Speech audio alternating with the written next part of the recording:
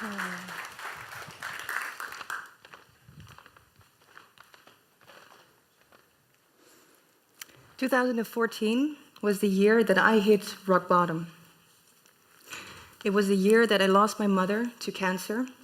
It was the year that my relationship with the one whom I thought was my soulmate ended. It was the year I was trying to keep my company above water while working so hard, running from office to hospital and back, while at that time my main employee quit her job. At the end of every day, I would have heart palpitations and I would have trouble breathing because I couldn't manage the stress at that time. It turned out to be the biggest blessing of my life. This year finally led me to finally book that ticket to Bali, where I wanted to go to for so long, but I never went. It led me to follow my intuition and to stay at a specific villa that I knew I had to be.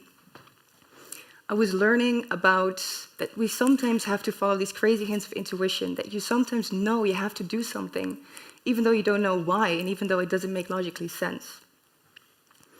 For 1 month, I spent my time on Bali, doing yoga, eating healthy, meditation. I tried to work as little as I could, which is very unique. I think most entrepreneurs can agree on that. And for the first time in my life, I focused on myself first. In that villa, I came to meet my now boyfriend, who is in the stage right now. I came to meet 2 of the coaches that I organize the retreats with now. When I came back home, I came back a different person. And I started saying no to many things. I started saying no to social obligations. I started saying no to other people's expectations of me. I started freeing up my schedule and say more yes to myself, to a healthy lifestyle, and to make my inner world more important than my outer world.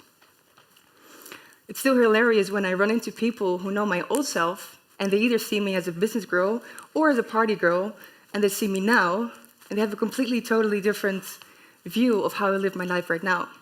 They probably think I'm on a yoga mat, singing Kumbaya and eating carrots mostly, which part of it is true. But what mostly happened is that I started to fulfill myself from the inside out. And I started to feel so fulfilled that my natural response was to make this possible and available to other people. And so I started organizing the Inner Beauty Retreat.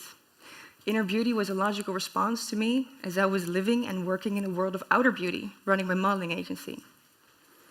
And what happened then is the retreat started to fill up magically.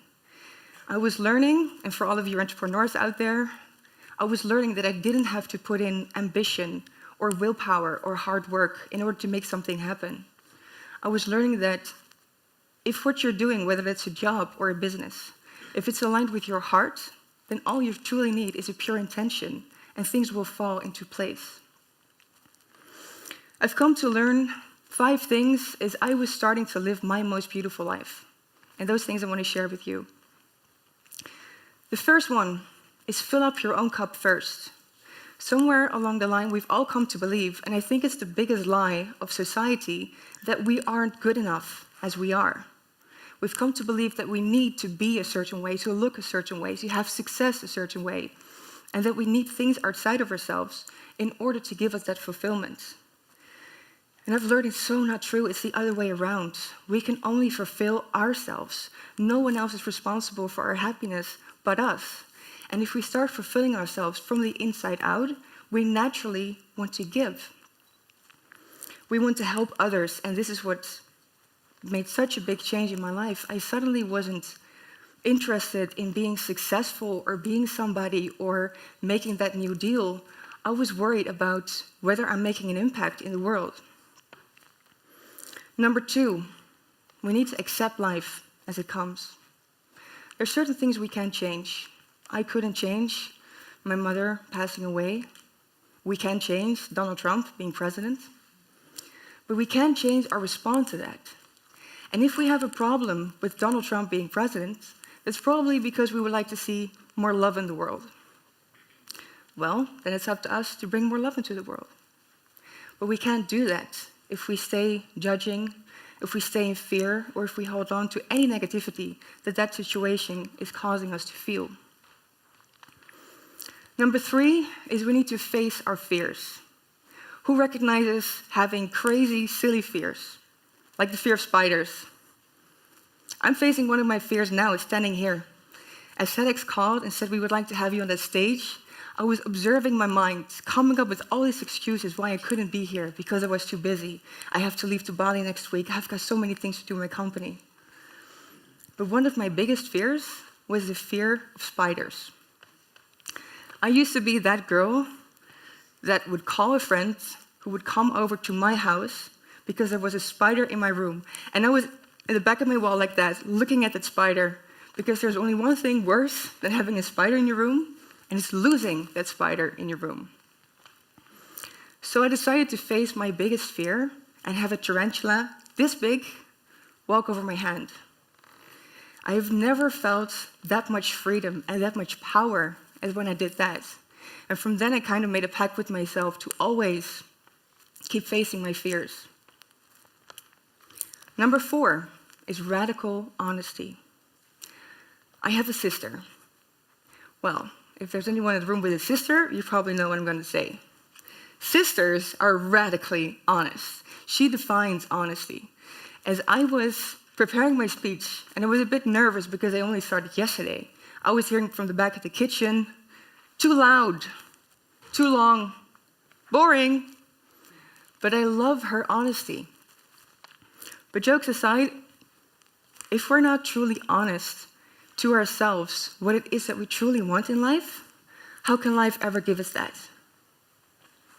We need to be radically honest with ourselves and then with the people around us. Number 5 is we need to be willing to accept the shit that life throws at us and to see that as a lesson. When my mother died, I learned acceptance. When my relationship ended, I learned to love myself completely. When I was betrayed by a good friend a year ago, I learned a thing or two about forgiveness. And if you look closely, then I believe there's in every challenging situation that you come across, there's such a big, valuable lesson to learn.